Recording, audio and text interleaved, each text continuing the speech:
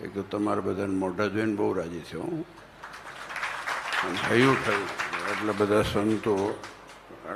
સંતોને તમે બધાને જોવું ને આમ જ્યાં જ્યાં નજર પહોંચે છે અમારી સાચી મૂડી આ છે, વાસ્તવિક છે, સિરિયસ વસ્તુ કે તમને મસ્કા મારવાના છે ને કે પૈસા જોઈએ તેમને એમ લઈ લઉં એવો છે. જયંતભાઈ સાચી વાત છે.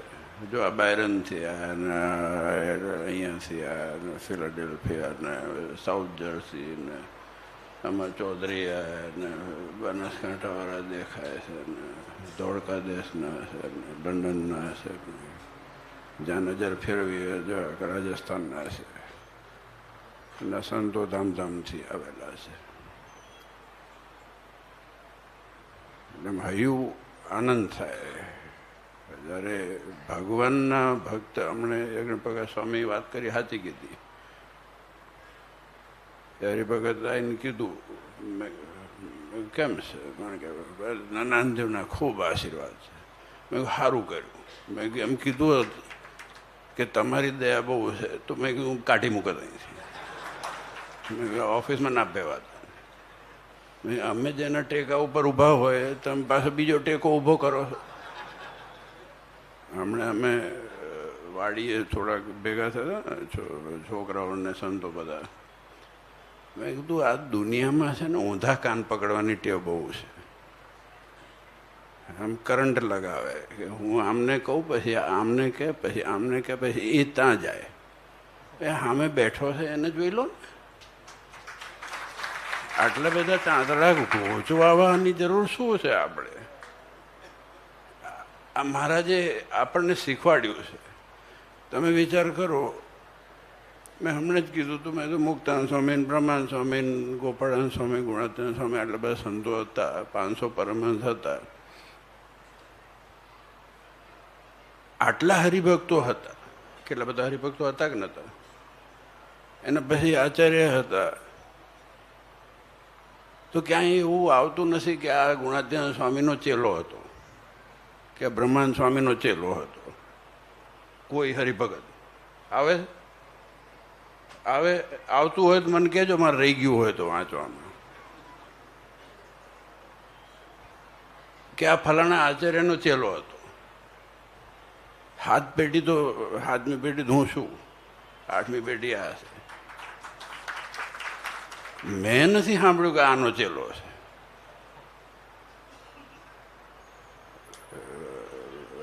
મુક્તાન સ્વામી ના ચેલાના ઓલામાં છે એવું તમે સાંભળ્યું છે કંઈ? નવું ન ઊભું કરીએ ને એ જ મોટું પુણ્ય છે. નવા લીટા ખેંચીએ નહીં ને 212 ઓછા પડે.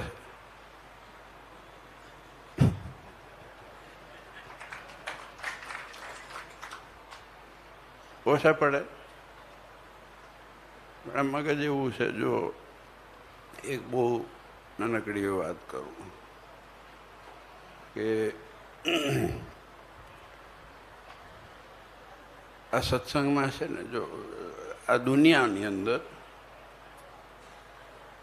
સતત હું જે બહુ પ્રગાઢપણે માનું છું અને મેં ઘણી વખતે કીધું છે ઘણા લોકોને, મેં કીધું સતત વહેતી દયા, સતત જે દયા વહેતી હોય ને એને માણસ અધિકાર માની લે છે. આ બહુ સમજવા જેવી વસ્તુ છે. સતત દયા વહેતી હોય એને માણસ અધિકાર માને કે તારા સ્ટોર હોય, તારા સ્ટોરને બહાર કોઈ ઊભો હોય બચારો, એને તું 2 દિવસે 1 ક્વાર્ટર આપ, 25 પૈસા કે $1 આપ. કે ધારો કે એક માણસ માગતો હોય તમારા ગામની બહાર કે તમારા ઘરથી ક્યાંક તમે દુકાનમાં નીકળતા હોય ને, રોજ તમે 1 રૂપિયો માગો અને 2 મહિના જવા દો અને પછી ના આપો ને એ દિવસ કે લાવો મારો રૂપિયો લાવો, અને એ દિવસે એમ કહો કે ના ઓલાને આપ્યો છે તો કે મારો શું કરો આપ્યો, તમારો બીજા આપો ને. આ માણસની પ્રકૃતિ થઈ જાય છે, આ દુનિયાની પ્રકૃતિ થઈ જાય છે, આ વાસ્તવિકતા છે. તમે જુઓ, તમે આપણા ઘરની અંદર જ, આપણા ઘરની અંદર પરિવારમાં હોય કે પછી ઘરમાં હોય, એટલે જે જોઈન્ટ ફેમિલીમાં રહેતા હોય કે ગામમાં હોય, ના આ તો આટલું કરશે જ. આ બાય ડિફોલ્ટ મને કહ્યું છે. જે વસ્તુ દયા છે, જે વસ્તુ એ આપણો અધિકાર નથી, પણ આ જગતની રીત છે. પણ એક વસ્તુનો મને ગર્વ છે કે હમણે લાજીમાં જે કીધું બહુ સાચી વાત છે કે કોઈ પણ જાતનો સ્વાર્થ કે અપેક્ષા કે આકાંક્ષા કે કોઈ પણ શરત વગર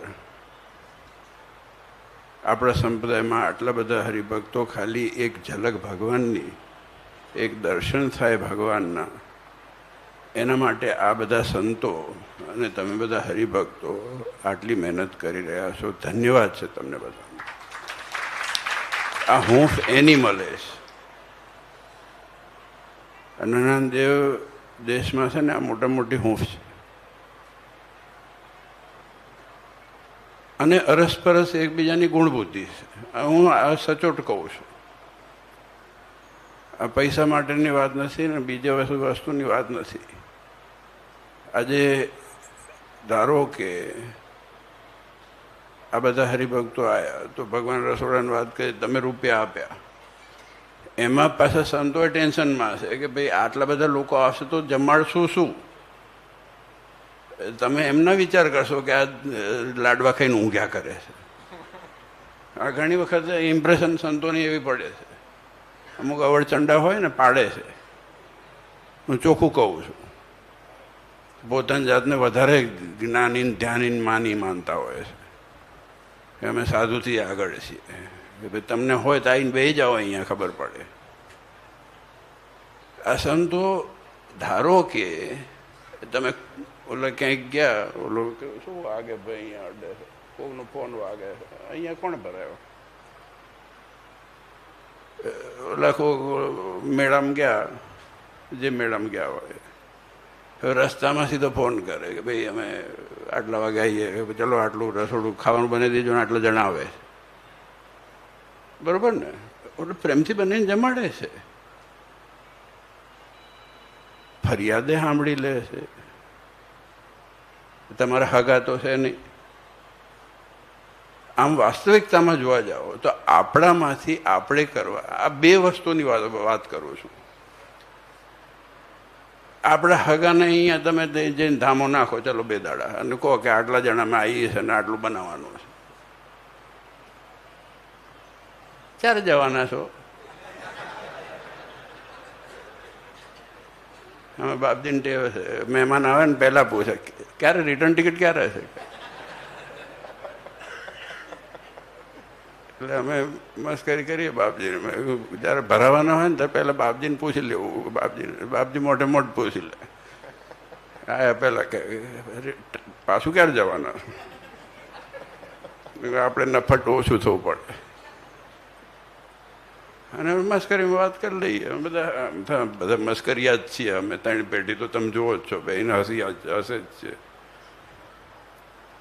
પણ વસ્તુ એ છે કે આજે આ સંતોને પણ ગામડાનો કે હરિભક્તોનો એટલું ધ્યાન અને ખપ છે, એટલે એ ભ્રમણા કાઢી નાખવા.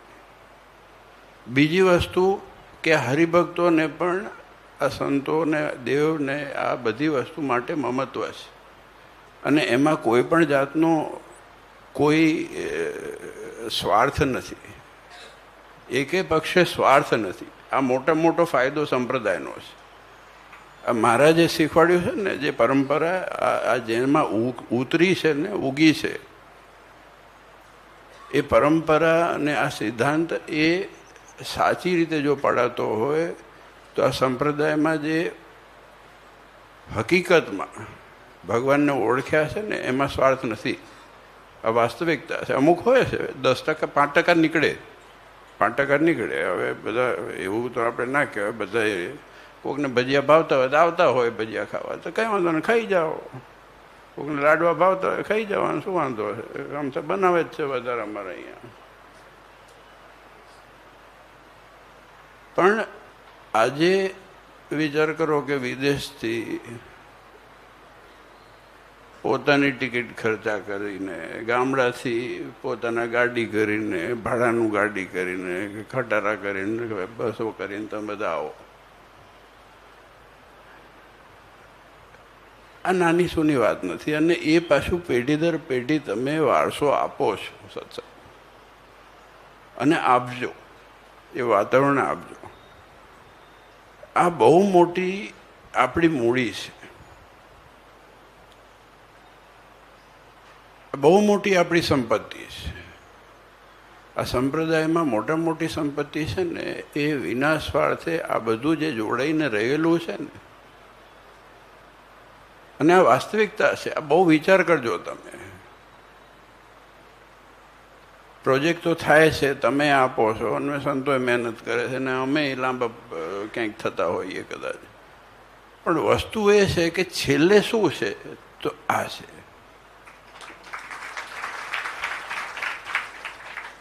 આ વાસ્તવિકતા છે. છેલ્લે શું છે? તો દેવ છે. દેવ સિવાય બીજી કોઈ વસ્તુ નથી.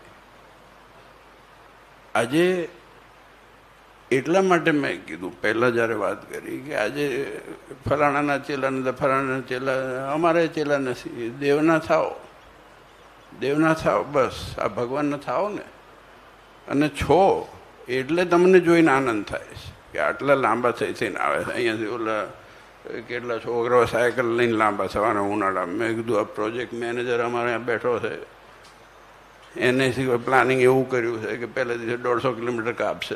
મેં કીધું ભાઈ તૂટી જશે. 3 ડિગ્રી ટેમ્પરેચરમાં સીધા 30 ડિગ્રીમાં આવે. મેં કીધું કોકે પૂછવું તો જોઈએ અમને કોકને. મેં કીધું મલમ લઈને અમારે આવવું પડશે પાછું. પણ જો આ હસવાની વાત સાઈડમાં મૂકતા તમે વિચાર કરો કે એ શું વસ્તુ છે જે આ સત્સંગમાં આકર્ષણ કરે છે કે ખેંચીને લાવે છે.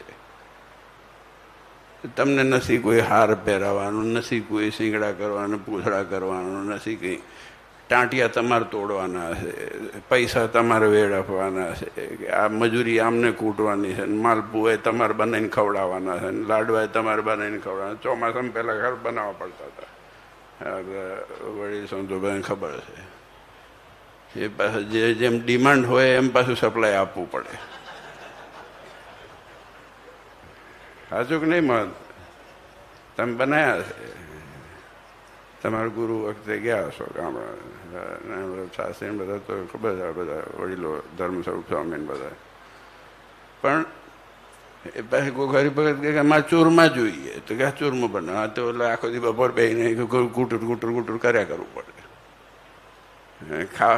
નામ ભગવાનનું ખાવું આપણે, અને આપણે જો ભગવાન નારાયણ દેવનું કેવું સારું, નારાયણ દેવનો પાટો છો અને જલસા જ કરો, ભૂખ્યા મારવાના જ નહીં કોઈને. બાકી બીજી બધી જન્મ જયંતિ આવે ને તો ભૂખી જ મરી જવું પડે. શિવરાત્રિ આવે તો એ ફરાર આવ્યું, ચા આવ્યું પાછું કે ઓલા કે રામનવમી આવે તો એ ફરાર આવ્યું. ભગવાન જન્મ લે છે, કેક બેક કાપો ને, બીજા બનાવો. પણ મૂળ હેતુ એટલું છે કે ભગવાનના ગમતામાં રહેવું અને તપ કરવું, એ મૂળ પ્રણાલિકા હતી. આ એ વખતે ફરારી લોટ નહોતો.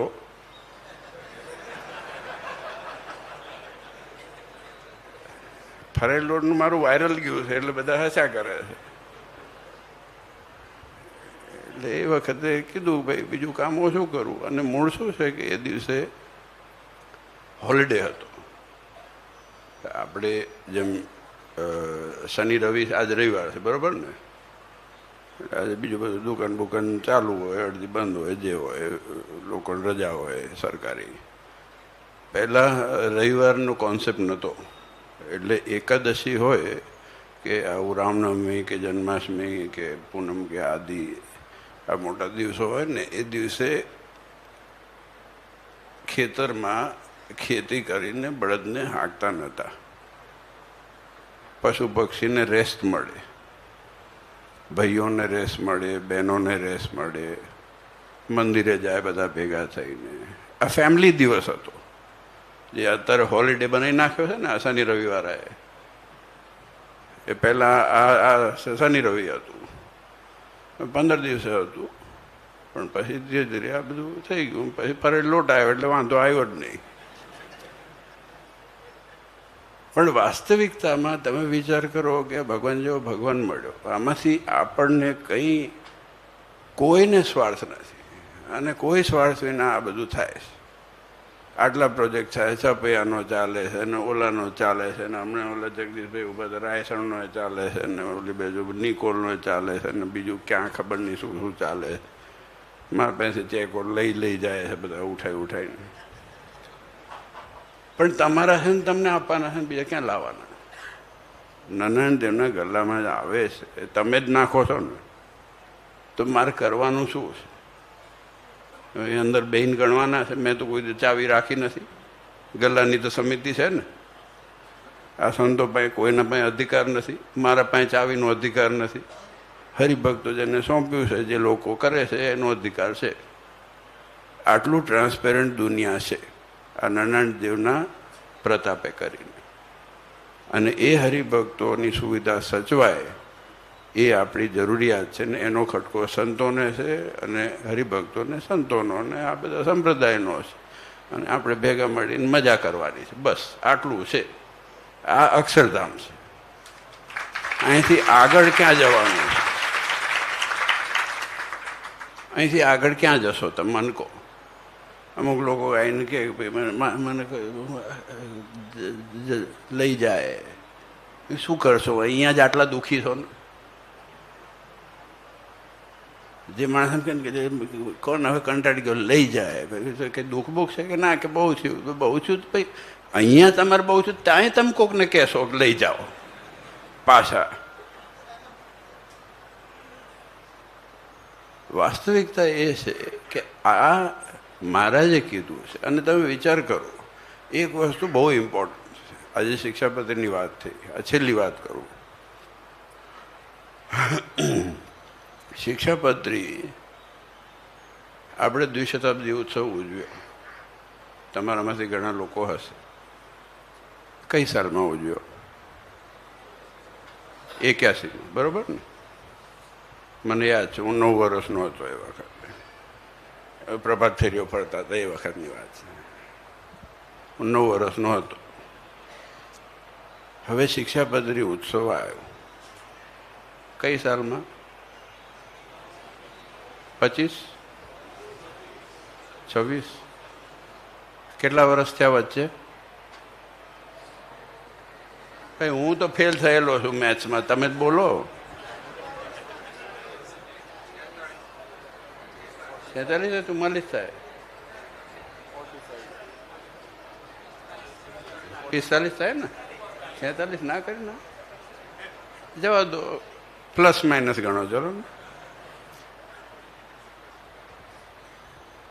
મહારાજના જન્મ પછી મહારાજ વન વિચરણ કરવા પોતાના ઘરેથી પ્રયાણ કર્યું. એના વન વિચરણ કર્યા પછી સંપ્રદાયમાં કેટલા ગામો ફર્યા. આ બધા ગામડાઓ, આ તમારા બધા પસાદીના છે ને ગામડાઓ, ઉત્તર ગુજરાતમાં, કચ્છમાં, કાઠિયાવાડમાં, બીજી બધી જગ્યાએ ફર્યા. વન વિચરણમાં અનુભવ થયા, ગામડાઓમાં અનુભવ થયા. આ બધાનું તારણ 45 વર્ષે કાઢીને આપ્યું છે. આ બહુ વિચારવાની વસ્તુ છે. આ બહુ વિચારવાની વસ્તુ છે. તમે નહીં તો 15 વર્ષે 10 વન વિચરણ કરવા જઈને ના મૂકી દે શિક્ષાપત્રી. તમે વિચાર કરો કે લીખામી સહજાનંદ સ્વામી સર્વાનજા શ્રિતા નાના દેશ સ્થિતા શિક્ષાપત્રી વૃત્તાલય સ્થિત. આ મહારાજે લખ્યું એ 45 વર્ષના અનુભવનું તારણનો નિચોડ કાઢીને તમને આપ્યું છે, આપણને બધાને. સત્શાસ્ત્રાનામ સમુદ્રતૈવ સર્વેશામ સારમાત્મના. આ જગતના જેટલા સતશાસ્ત્ર છે, સતશાસ્ત્ર, શાસ્ત્ર નહીં, સતશાસ્ત્ર જે ભગવાન તરફ લઈ જાય છે, એ શાસ્ત્રમાં પ્રકાર છે કે સત શાસ્ત્ર એને કહેવાય જે ભગવાન તરફ લઈ જાય. બીજા શાસ્ત્ર ગામ તરફે લઈ જાય, અમુક જ રામ તરફ લઈ જાય. સત્શાસ્ત્ર નામ સમુદ્રતૈવ, સમુદ્ર જેટલા સત્શાસ્ત્ર છે એનું સમુદ્ર મંથન કરીને એનું જે અમૃત મળ્યું એ હું તમને આપી રહ્યો છું. આ શિક્ષાપત્રી છે. સત્શાસ્ત્ર નામ સમુદ્રતૈવ સર્વેશામ સારમ આત્મના. આ બધા શાસ્ત્રનો સાર કાઢી સતશાસ્ત્રના, જે સમુદ્ર આખો ભરાય એટલા સતશાસ્ત્રનો સાર કાઢી અને એમાંથી જે અમૃત નીકળ્યું છે એ હું તમને આપું છું. સત્શાસ્ત્ર નામ સમુદ્રતૈવ સર્વેશામ સારમાત્મના પત્ર્યમ લિખિત્રા નૃણામ ભીષ્ટમ ફલદાયી. અને આ જે પત્રિકા મેં લખી છે એ મોટા ફળને આપનારી છે. આ મહારાજના શબ્દો છે. અને ક્યારે કીધું? 45 વર્ષના અનુભવ પછી. તમે વિચાર કરો, આપણે આજકાલના હેડે આવેલા ભગવાનને ભગવાન દેખાડવા જતા રહીએ.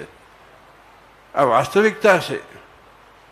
સંપ્રદાય હરખો હાલતો નથી. આવું હોતું હશે? ના ભાઈ, તમે કહો એ જ થવાનું. ભગવાને તમારે લીધે થઈને જ જન્મ લીધો હતો. આ વાસ્તવિકતા છે. માણસ છે ને, પાત્રતા 45 વર્ષ મહારાજે લીધા નિચોડ કાઢતા. તમે વિચાર કરો કે 45 વર્ષ પછી એક સેવકરામ ભટકાયો. ફોર એક્ઝામ્પલ, મેં તો આ તો કીધું છે, એક સેવકરામ ભટકાણો. પછી એ તો શાસ્ત્ર આપણે વચનામૃતમાં પહેલો દાખલો સેવકરામનો આવે. સેવકરામ આવ્યો ને પછી મહારાજે સાધુ જાણીને સેવા કરીને પછી એને બધું આ બગાડ્યું ને તે બગાડ્યું, હરખો કર્યો ને હાજો કર્યો ને મણ ઉપાડ. મહારાજ ભિક્ષા માગવા જતા હતા એના માટે થઈને. પછી મણ ઉપાડીને જાય એવો થયો ને ઘી બસેર ખાઈ જાય એટલો થઈ ગયો, 5 શેર. તોય મહારાજ પોટલું ઉપાડ્યું તો મહારાજ કે કૃતજ્ઞ જાણીનો ત્યાગ કર્યો. અને એ વસ્તુ 45 વર્ષ પછી કૃતજ્ઞ સંઘર્ષ તક્તવ્યો લુંચા ગ્રાહ્ય ન કશ્યતિ. 45 વર્ષે એ વસ્તુ પાછી લઈને ઠોકી. આ બહુ સમજવાની વસ્તુ. તમે આ સંપ્રદાયનું અવલોકન કરો ને, વિચાર કરો ને તમે, તો બહુ શોર્ટ સાઇટેડ ના કરશો. આ ચાંદલો કરી નાખ્યો, કંઠી પહેરી લીધી, મંત્ર લઈ લીધો, પતી ગયું. આવું નથી.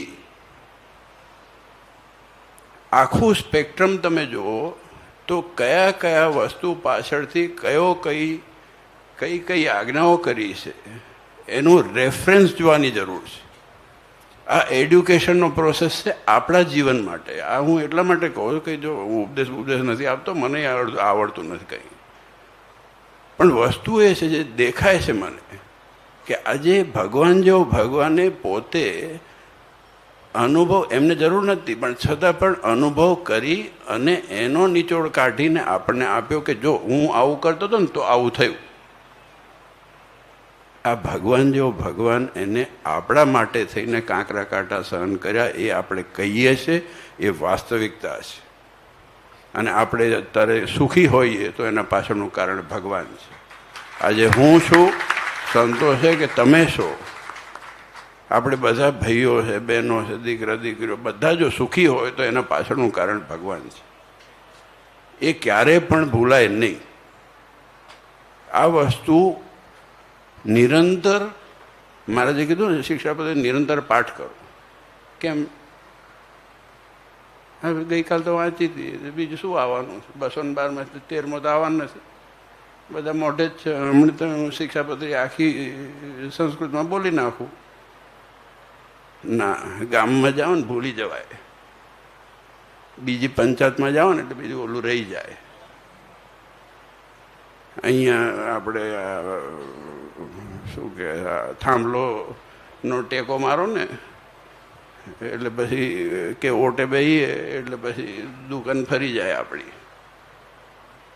એટલે મહારાજ કે ના, એનો નિરંતર એનો પાઠ કરવો એટલે આપણે અનુસંધાન રહે, છૂટે નહીં. 5 તો 5. આ શિક્ષાપત્રી આનો મહિમા કહેવા જેવો નથી. આ તો મને જે હળેલું યાદ આવ્યું એટલું કીધું. બાકી વિચાર કરો કે આવો ભગવાન આપણને મળ્યો છે અને ભાગ્યશાળી છીએ આપણે કે આપણને આ સત્સંગમાં જન્મ મળ્યો છે. આપણે આ જન્મ્યો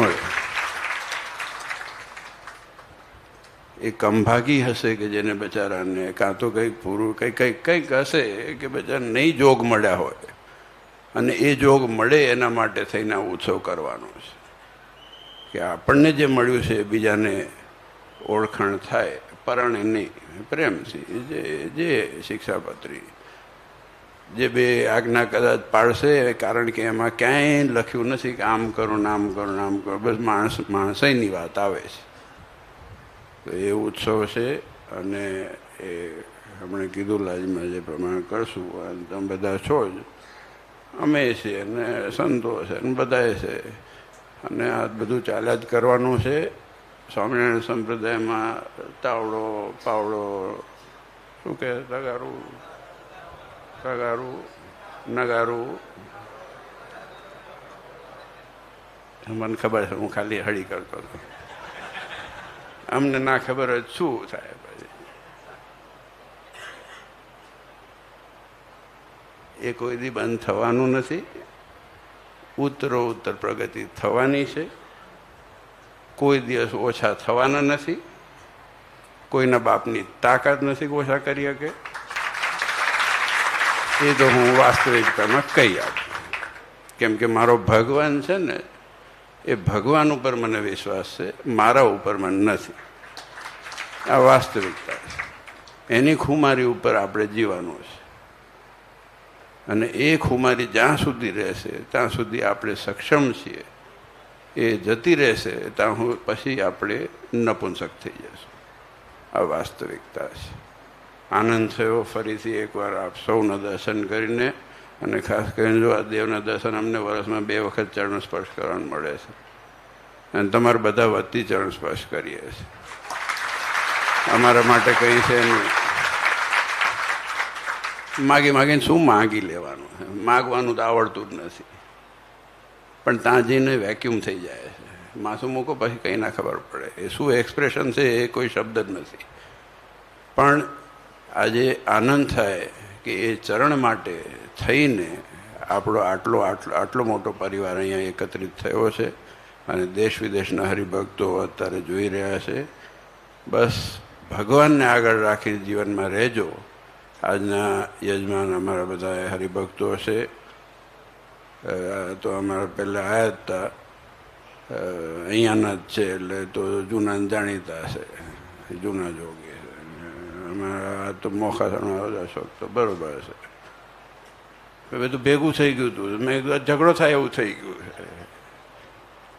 મેં કીધું આ બધું ના ચાલે. મેં કીધું જે થશે અમે કહીશું એમ થશે. એટલે મેં કીધું આ વખત 2 યજમાન કહે, આવતી વખત 3 કરો. ને જો આમાં વસ્તુ એ છે કે ભગવાનના દર્શનનો એક તો લાભ મળે નહીં. એ વાસ્તવિકતા છે ને, પૈસાની વસ્તુ નથી આમાં. એટલે મેં કીધું આમાં કેટલા વર્ષોથી લખાયેલા. મેં કીધું બેચારા અમુક ધામમાં જતા રહ્યા હોય ને પાછી એની વાસના રહી જાય. મેં કહ્યું હામટા નિપટારા કરી નાખો ને બધાને, ભેગા બેસીને આપણે નિકાલ કાઢો. કેમ કે 30 વર્ષનો પાટો છો એમ બધા ડોહા થઈ ગયા, શું કરો? આજે ભીખાભાઈ ધારો કે હું 40 વર્ષ પછી લખાવડાવું તો હું ત્યાં જીવાનો છું જ નહીં, મને ગેરંટી આપી દઉં. આપણે એવું તો હોય ને, કામ પૂરું થાય. દેવનું ઋણ છે, આપણે માથા ઉપર ફર્યા કરે મગજમાં, આપણું મગજ જ ભંગાર છે. આમ થયું તો એનું ઋણ તો ચૂકવી શકવાના જ નથી જિંદગીભર, કેટલા જન્મો લઈએ તો. ઓલું મગજમાં તો ફરે ને. મેં એક હામટું બધું લઈ લો, કામ પતી જાય. એટલે મને મેં કીધું, મેં આવું કરો. બાપજીને વાત કરી. બાપજી કે બહુ સારું.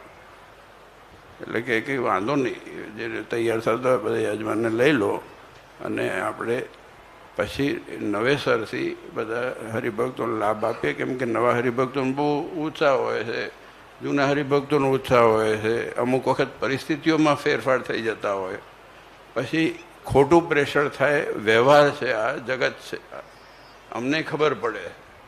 એટલે આપણે બધું સાચવવું પડે અને હરિભક્તોને સાચવાય અને કોઈનું મન દુઃખ ન થાય અને દેવનો પૂરો લાભ મળે. એટલે આપણે ખાસ આપણી તકેદારી રાખવાની છે અને આપણે એકબીજાના પ્રત્યેની સમજણ રાખીને કામ કરીએ છીએ અને એ જ કરવાનું છે. તો બસ હવે જો આરતીનો ટાઈમ તો ક્યારનો થઈ ગયો છે અને બધા આગા પાછા થશે.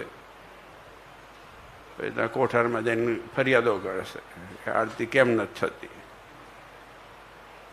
કઈ વખત ગયા હતા કોક, અમારા ભગતે સમજણ પાડી કે જઈને જે ભૂંગળામાં બોલે છે એમને જઈને કહો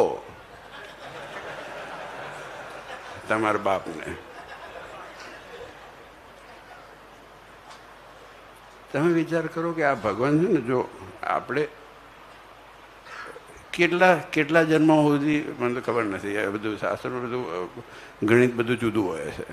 મને ખબર શાસ્ત્રી છે અમારા. કેટલા બ્રહ્માના દિવસ થાય ને કેટલા થાય ને એટલું તપ કર્યું તારે ભગવાન અવતાર કર્યો. અને આપણને બધું ડાયરેક્ટ જોઈએ. 2 મિનિટની વાર થવી જોઈએ નહીં. પડદા ઉખાડી જ નાખો. અંદર ચંદનના વાઘા થતા હોય. મેં જો વાસ્તવિકતામાં કહું છું, આ હરિભક્તો માટે કહું છું, તમારે પણ શ્રદ્ધા રાખવી. ઘણી વખતે હોય આ તમારા નિયમવાળા હોય, બરાબર છે, સારું છે, નિયમ કર્યો છે, પણ નિયમ શેના માટે? ભગવાનના દર્શન માટે. અંદર ચંદનના વાઘા બ્રહ્મચારી મહારાજ કરતા હોય તો પછી અડધા વાઘા આડાવડા કહીને ભગવાનને રમત નથી, આ રમકડા નથી. ભગવાન એને દેવ જેવા થઈને દેવની પૂજા કરવી એવું મહારાજે લખેલું છે. એટલે મેં બ્રહ્મચારીને કીધું હતું, આજનીને પહેલાં રાજ બ્રહ્મચારી હતા, ફલાણા હતા, કે બાપજી વખત હું જોતો હતો નાનો હતો ત્યારે કે ફરિયાદ કરવા આવે કે આરતી મોડી થાય છે ને આમ છે ને તેમ છે. મેં કીધું બહાર નીકળાયથી. મેં કીધું હજી મોડી થશે. મેં કીધું આ રમકડું નથી, આ ભગવાન છે. તમે વાઘા જ્યારે કરો, તમે કેમ આમ આમ કરીને બધું હરખું કરવા બેહો છો? આમ કરીને દંતીઓ રાખો છો, ખિસ્સામાં રાખો છો કે નહીં? 3.5 વાર હોય તોય દંતીઓ લઈને રખડે છે લોકો. સાચી વાત છે. આપણે સારું છે જ નહીં કંઈ. હું રાહ જોઉં જાય તો લોકો, મારે જતું નથી, લોકો નખાવે નવા. પણ આપણે કેવા ઠઠારા કરીએ? ભગવાનને લાડ તો લડાવવા પડશે કે નહીં? આજે વાઘા વસ્ત્ર વ્યવસ્થિત રીતે જો ભગવાનને ભગવાન પણ હું રાખીને આપણે સેવા ન કરીએ. હવે ચંદનના વાઘા કરતા હોય ને તમે કોમ્પ્રોમાઇઝ કરવાની વાત કરો, 10 મિનિટ મોડું થાય તો થાય જ, થવું પડશે. જાઓ ઊભા રહીને કરો તપ. તમે બ્રહ્માંડના આટલા વર્ષો સુધી તપ કરવાની વાત કરો છો. આપણે તો સુવિધા મળી છે ને એમાં બગડ્યા છીએ. અમે પહેલાં કીધું ને, સતત વહેતી દયા એ માણસ અધિકાર માની લે છે. એટલે હવે એટલું ખાસ ધ્યાન રાખવાનું. આ તો હરિભક્તોને અમુક લોકોને જેને હોય ને એને ખાસ આપણે નિયમ છે, સારું છે, એ નિયમ રાખો. પણ કદાચ પ્લસ માઇનસ થાય આરતીમાં. અત્યારે આવા દિવસની વાત નથી કરતો હું, પણ ધારો કે ચંદનના વાઘા હોય, આ હોય, તે હોય, બ્રહ્મચારીને અંદર શું કરતા હોય તમે જાણતા ના હો. અમે અંદર જઈએ ત્યારે ખબર પડે. એ મહેનત કરે છે, પૂજા કરે, ભગવાનના શુદ્ધ થઈને આ બધું કરવું બહુ સહેલું નથી. એટલે હરિભક્તો અને સંતો બધાને, એટલે આ તો સમજણની વાત છે હું, અને હું વાસ્તવિકતા જ કહું છું, ખોટું કહેતો જ નથી. કેમ કે બાપજી વખત ફરિયાદ સાંભળતો હતો, મારા વખત 2-3 વખત આવી. મેં ત્યાંથી બહાર નીકળ જા.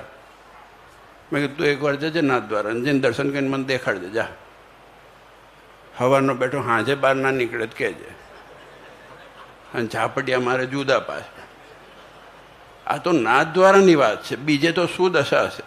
મને હમણાં જ કહો કે કંઈક વાત કરી. મેં કીધું મને છે ને સાચું કહું, સંપ્રદાયની બહાર ક્યાંય બીજા પર ભલે ઘેર ગયું ભગવાન ત્યાં ગયા હોય પણ ઈચ્છા નથી થતી, કેમ કે આપણી મર્યાદામાં જે રહ્યા છીએ ને, આપણે જે દર્શનની મર્યાદા છે કે જે રહેવાની કે દર્શન કરવા બહેનો અને ભાઈઓની, એમાં કંઈ આમ ગૂંચવાટ જે આમ ગૂંગળામણ થાય. આપણે જઈએ ને તો બહાર પરોક્ષમાં જઈએ ક્યાંય, ઓકે કે અહીંયા જઈએ ને અહીંયા જઈએ ને જગન્નાથપુરી તમે જાઓ, અંદર જઈને એમ થાય કે આમ ગભરામણ થઈ જાય, એમ કે આ ક્યાં આવ્યા આપણે, કેમ કે આપણે ટેવાયા જ નથી, પેદા અહીંયા થયા હોઈએ તો આમ નથી. આમ ઓલું કહું કે આ મહિનામાં ડે ને બે માણસ હોય કે આવે તો બધું ના મજા આવે આપણને.